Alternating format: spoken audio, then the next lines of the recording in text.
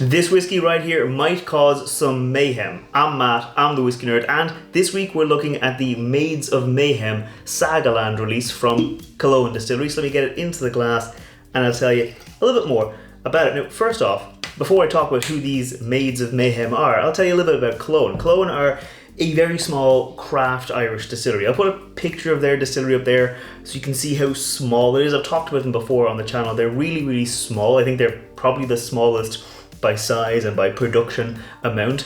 There's a small distillery in Ireland. They're really, really kind of effective though. They're really kind of hands-on. They do a lot of creativity and kind of craft work into the whiskey to experiment with different kinds of mash bills and things. So they're just a really good distillery, really kind of innovative, and I really like supporting them and having a lot of good Killowen whiskies because sometimes they come out with some really, really special stuff. I like this one right here. This is the second in the Sagaland release. You can see it there, Sagaland number 2, Maids of Mayhem. And this is a series that they're releasing. It's kind of like paying homage to some like Irish myths and legends. And it came with this really cool little booklet. So you have this here. This is a leather bound booklet, actual leather, proper leather, says Sagaland right there. And for the first release, you got the first bottle, Song of Shreng. I'll put a link to that up there. I'll put a link to that down below, the Song of Shreng, which is a very special Irish whiskey. They tell you all the details of it. There's mythology behind it. But this one right here is what we're talking about today, the Maids of Mayhem.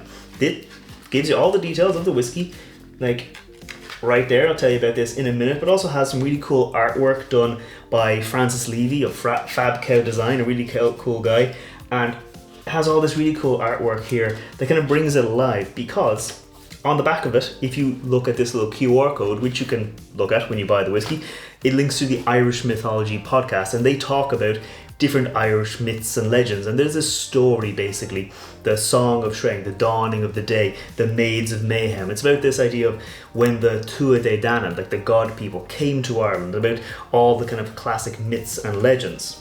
And this myths and legend is about the three kind of, well, the Maids of Mayhem, the Macha, Nawan, and Bave. Bave is sometimes called Mulligan, which is like associated with death. They're all kind of associated with like death and destruction and chaos and battle, but it's not like death like the Grim Reaper, more like death in battle. So think like Valkyries, think like the Furies, this kind of common European mythology. The Maids of Mayhem, the three kind of sisters of battle, for want of a better word, they are the kind of like the classic Irish version of that. I'll put a link to the Irish Mythology Podcast down below, which you can check out afterwards to actually listen and learn about those three kind of goddesses. But really today we're here to focus on the whiskey.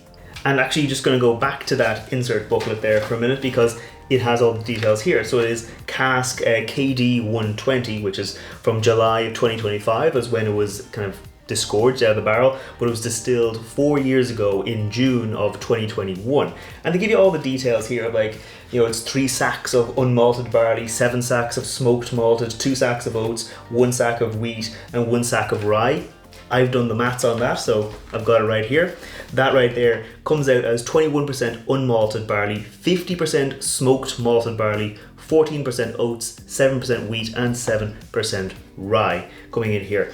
And they give you all the details about how it was fermented, how full the stills were when they ran the stills, and how it was matured. So this here spent 3 years and 4 months in an ex-bourbon cask, which is a 200 litre bourbon cask, and then 8 months in a Rupert and Rothschild Baron Edmund wine cask. And they actually give a good shout out on the back of the bottle here to the Rupert and Rothschild vigneron. So they talk about in November of 2023, Killowen went down to South Africa, tried all the different wines in the vineyard, and that Baron Edmund wine stood out, so they wanted to try it out with some whiskies. They got 4 barrels of it, brought them back to Ireland, and aged different whiskies in it. Now this here is just one of them, so there's probably 3 more of those Baron Edmund wine barrels being used by Killowen right now for future releases. The bottle itself is 700ml, which is bigger than the kind of classic Killowen releases, which used to be down at 500ml.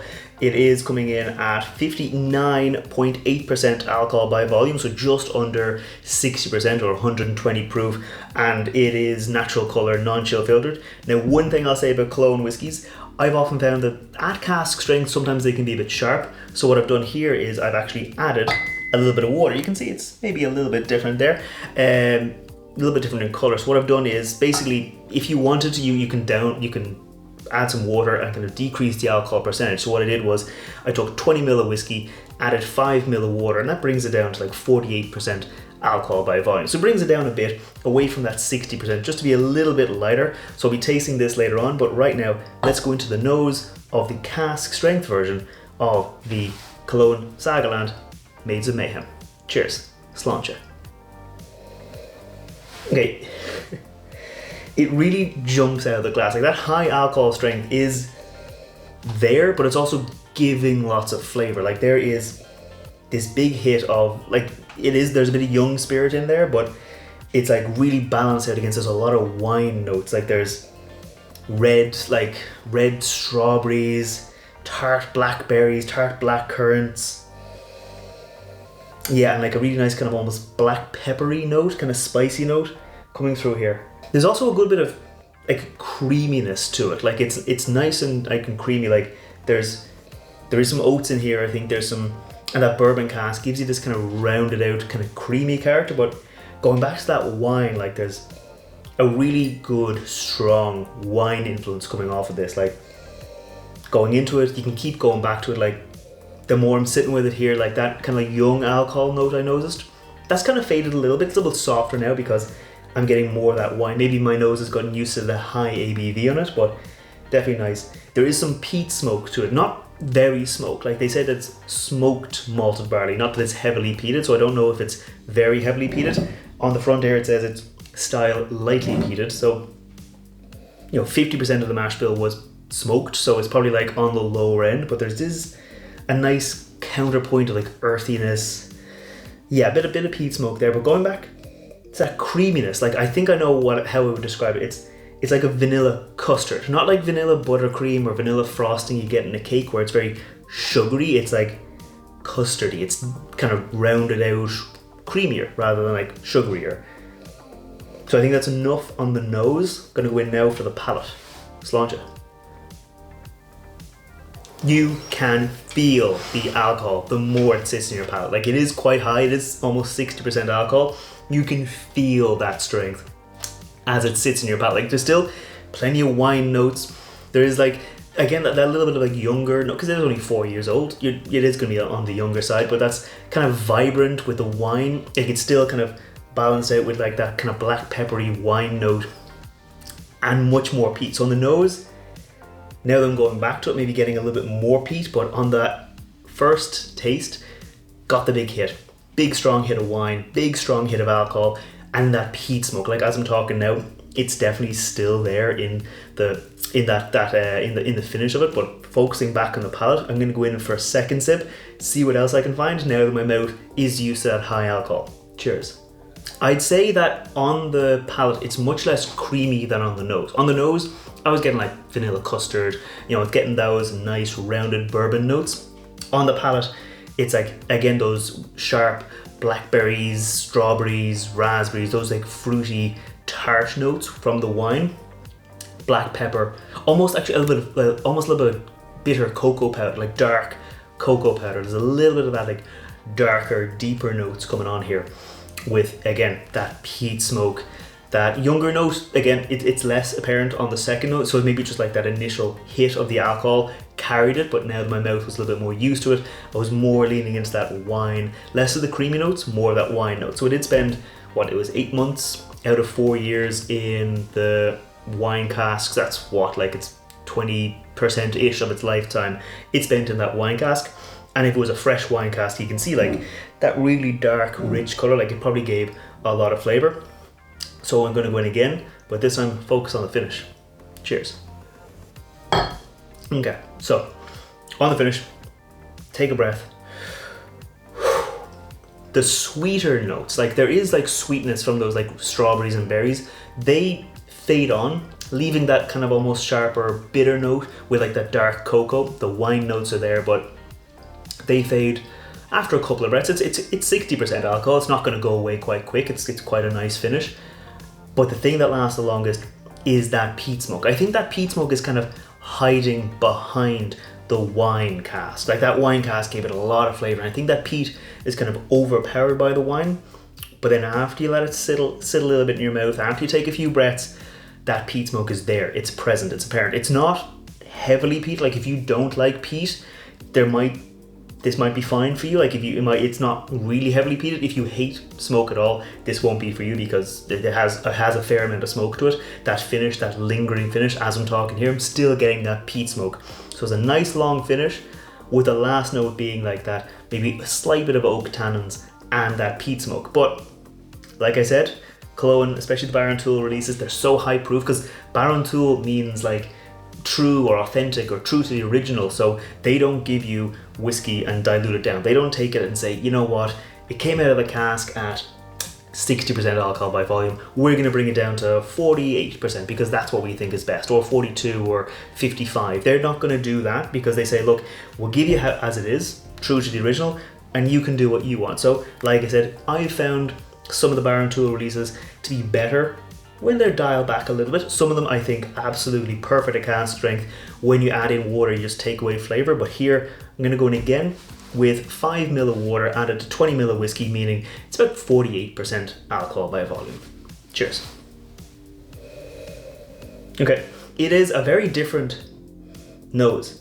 Like it is lighter, but not without flavor. Like the lightness from the ABV, like that ABV punch, that has faded away quite strongly, leaving almost like a citrusy lemon note. Like there's still that kind of tang or hit, but a little bit softer and more citrusy. The wine is also a bit soft. Maybe that lemon citrus note is like those tart blackberries, tart raspberries that I was getting, because the wine is softer. So like it's softening kind of everything in balance. But one thing I'd say is it's a little bit sweeter. So this here has definite wine notes. And while wine is, it's kind of sweet, this here is quite sweeter. It's a bit creamier, a little bit richer. Yeah, it's definitely on the sweeter side than that whiskey there was, but still getting a little bit of peat smoke in the end. Like it's there, it's again softened down. Like again, the nose wasn't really heavily peated here. Here it's even less so. Like if you told me this was peated, I'd be saying, I don't really think it is. Maybe a little bit, maybe really lightly peated, but I'm gonna go in for the palate, see if it stays that way. Cheers and sláinte. Still a big arrival, but without that big hit of alcohol by volume. So the first sip on this one here, it hit my palate and I was like, wow, that's a big hit of alcohol. Here, it was, wow, that's a big hit of flavor, because I dialed it back. I get a lot of that wine cask, the peat smoke is there, but really like black peppery, like the dark chocolate note I was getting there, it's almost like a really rich milk chocolate. Not like a 30% cocoa, more like a 50 or 60% cocoa. Well, it's still like milky and creamy, but it's got a bit of heft to it, got a bit of like bitterness to it without going into the bitter territory, if that makes sense. So I'm gonna go in again for another sip, see if we can find more like those fruity notes and more of that peat smoke. Cheers. Second sip around, I actually got a lot more like tingle, like black pepper notes on my palate than I did the first time. Yeah, I'm definitely into the finish and getting that black peppery note, but going back to the palate, yeah, red berries, like dark cherries, like really like almost black cherries, blackberries, but again, not tart, like the fruity flavor of the blackberries there, but like basically if this one here has like spiky edges of like, oh, that's a big hit of blackberry, oh, that's a big hit of strawberry, oh, that's a big hit of cocoa. Here, they've all been like rounded out a bit, where you're getting, oh, that's blackberry, oh, that's a bit of cocoa, oh, that's a bit of like alcohol, oh, that's a bit of peat smoke, but it's all rounded out as you'd expect. I mean, this is almost 60%, this is about 48%, so we're talking 12% less alcohol by volume, but still really packed of flavor, still really nice and rich. So gonna go in again, focus on the finish, because as I'm talking, I'm really getting that peat smoke coming through, even though on the palate it was much lighter. So let's go in again. Cheers. Okay, so yeah, on the finish, take a breath. Still creamy, like it's definitely creamier than this one here. The sweeter notes, I think, lasting a little bit longer as I was talking after taking my palate sips. Like the sweeter notes are there. Like it is like I've had like a strawberry or something, let's say 5 or 6 minutes ago, where there's still that residual sugar in your mouth. Now they're kind of faded off, and that peat smoke is here. Like it is, like I said, I think the peat smoke here is hidden underneath that wine, So if you were to just keep on drinking this, you probably wouldn't taste the peat smoke, and if you were to get halfway through the bottle, you probably wouldn't taste anything because it's 60% alcohol. But if you were to keep on tasting it, you probably wouldn't get a huge amount of peat smoke. It's only when you stop drinking, you take a breath, and it just kind of sits in it, because it's like sitting in my palate. I can almost feel it in the bottom of my mouth here, that smoky, peaty kind of note. Before I give my final thoughts on this whiskey, if you're new here, scroll down, hit that thumbs up button, hit the subscribe button. I put out whiskey reviews every Wednesday. I put out cocktail recipes featuring whiskey every Friday, and sometimes I put out videos on Monday where I talk about like the whiskey industry, or I make different kind of cocktails with different kinds of whiskey to see which one's best, or I talk about different types of whiskey. So if you want to see more, make sure you hit that subscribe button, and while you're down there, let me know in the comments if there's a whiskey you think I should review in future, if there's a distillery you think I should spotlight. But now, my final thoughts on this whiskey. I like it. So I think this is better than the Song of Shreng, which is the first release they did. I think the Song of Shreng, I was like, at cask strength, it's nice, it's grand. At lower ABV, it was much better. I thought the Song of Shreng was a whiskey I'd probably only ever dilute down to like 46, 48%. I think this one here, I think that slightly diluted down, maybe I'll add a little bit less, maybe I'll bring it to like 50%, but I think this here is better than this, but I still think this is a good little whiskey. Now it is only 4 years old, and I will note that this is a relatively expensive whiskey. I think it was 120 UK pounds, which is, that's like what, 140, 150 euros, something like that. Like, it is on the more expensive side. Now, it is, there's a lot of craft goes into it. A lot of the whiskey distillery itself, very small, like a lot of work goes into it. There's all this hand-drawn artwork that, was designed and commissioned. So there is a lot of work behind it, but just acknowledging it is like an expensive whiskey for a 4-year-old whiskey. I think it's a very good 4-year-old whiskey, but it's a 4-year-old whiskey, and if it's something where you're saying to yourself, maybe you don't want to buy a full-size bottle, if you could get it with friends, you could split it out, do like a little bottle share. They do actually sell these little booklets individually, so if you were to do like a bottle share, let's say you said, look, I'm going to share it out with, let's say, 4 or 5 friends, split up the bottle into small mini bottles, each of you get your own little kind of the insert booklet, and you can have yourself a little Sagaland collection. I think that will be perfectly fine. Me, I bought the full-size bottle. I'll probably share it out with some friends, but this is my whiskey.